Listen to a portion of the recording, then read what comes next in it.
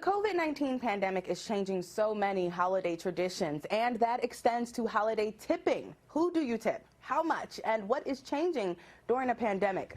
We've got a lot of questions, and here to answer all of them is Sharon Schweitzer, an international etiquette expert, and she joins us this morning. Good morning, Sharon. It's good to have you. Good morning, Anya. Thank you. Happy to be here.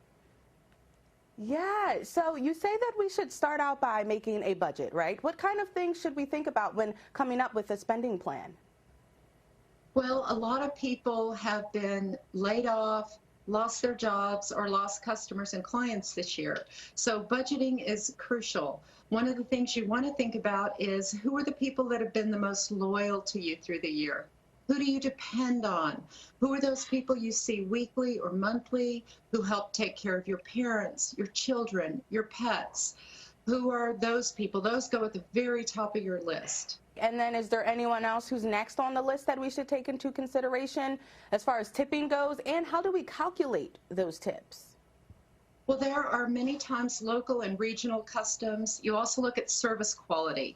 Some people do an excellent job for you. They're reliable, they're dependable. You want to take all those factors into account, especially if they make your life easier. So really, it's about your relationship with those people who make your life easier. So you want to think about all that. The other thing you want to consider with tipping is, you know, the experts are telling us this year it's very different. There are two things we want to keep in mind. Number one, we don't want to provide any baked goods. As much as we love to bake cookies and homemade breads and those traditional things, this is not the year for it, not during a pandemic. So we want to avoid that. Instead, we want to help our local businesses, artisans, craftspeople. If we can, order online from those folks who are our local businesses and use those items, or pick them up in the store, the grocery, or the local market and use those as thank you items. The other thing that we want to do that the experts are telling us is don't tip with cash. If we can, use those cashless apps. Now, some people are going to tip with cash anyway, and if that's how you want to do it, please go to the bank. Get fresh, crisp, new bills. Don't use bills that have been in circulation. Ask the bank for fresh $20, $50, or $100 bills instead of using those cash bills that have been in circulation. Wow, that's actually a really good tip. I never thought about going to the bank to get fresh bills, but as we know, this has been a tough year for so many people. So if we can't afford to give money this time around, what are some alternatives if we can't afford to, you know, purchase from our local artisans?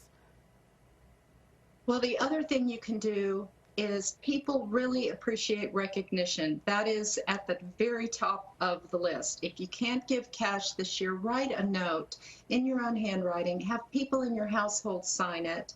I even have my dog put a little paw print on it and say, thank you for your loyalty. Thank you for your service and all the wonderful things you do for your family. This year, because we've been hit hard financially with the pandemic, we cannot give you a holiday bonus or tip like we'd like to. We hope to make it up to you in 2021. Please stay with us, hang in there. We appreciate everything you do, and sign it in whatever, you know, closing sentence you use. But that will make a big difference to people, just to know that you do appreciate them and that you're sending your gratitude. Like they say, it is the thought that counts, right? Sharon Schweitzer, thank you so much for being here with us this morning, and happy holidays. Happy holidays to you and to all your professional team and all your viewers. Thank you so much.